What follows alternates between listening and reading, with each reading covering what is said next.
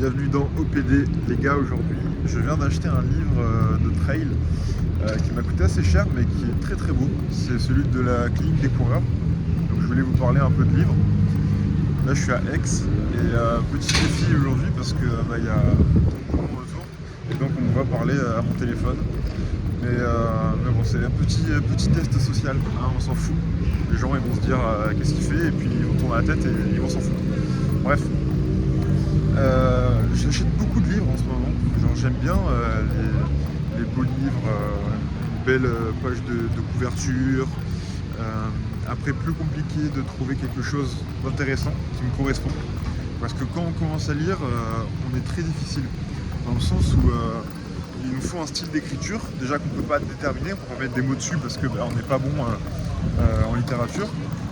Mais moi personnellement, j'attends en particulier des choses de ce livre, et quand j'ai une image qui est faite par le titre et par la couverture, et il faut quelque chose qui correspond à ce que je me suis dit, et c'est rare avec mes livres. Alors là j'ai adoré l'effet cumulé, je vous ai fait une vidéo dessus, j'en ai parlé, et puis il y a une autre vidéo qui arrive, mais j'ai adoré ce livre, vraiment très facile d'explication, avec beaucoup d'analogies, c'est-à-dire beaucoup d'exemples pris dans la vie de tous les jours.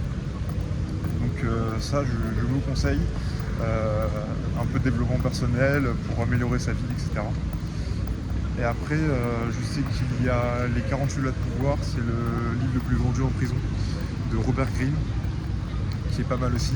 Là, c'est une lecture un peu plus saccadée, c'est des lois, donc il y a 6 pages par loi. Donc vous pouvez lire une ou deux lois par jour, lire un peu quand vous voulez, regarder la loi 32 et passer à la page 18 et arrêter le livre si vous voulez. Enfin bref, il n'y a pas de suite. Et dans tout ce qui est plus roman, histoire, etc., on a la biographie entre guillemets de Mathieu Blanchard qui parle de ses débuts en trail et ses débuts en running. Mais ouais, c'est pas vraiment une biographie parce qu'il parle de plutôt ses courses, son état mental depuis 2018 en fait, pas avant. Donc ça c'est très bien aussi.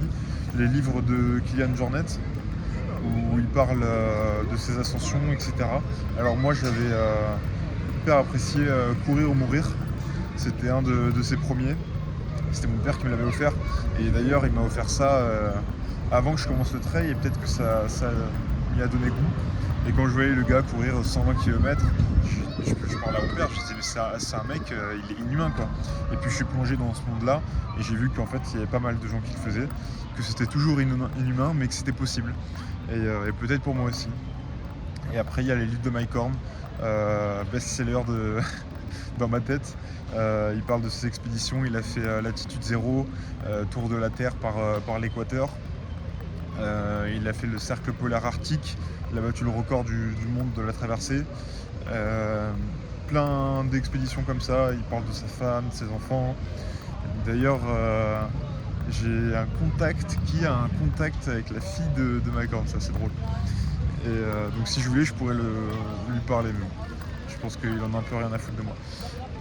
Et après, comme autre livre, on a les Arsène Lupin, il y a 20 livres qui sont pas mal, j'en ai lu 2.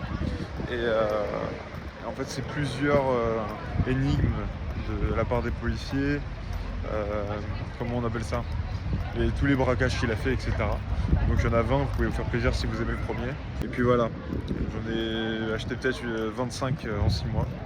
J'ai pas tout lu, mais en tout cas la plupart, et j'ai sélectionné un peu des chapitres aussi pour la plupart.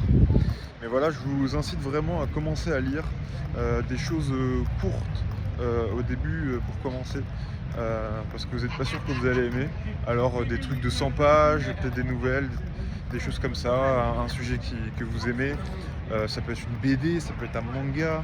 Peut-être que si vous aimez un manga animé, peut-être que vous pouvez l'acheter en manga.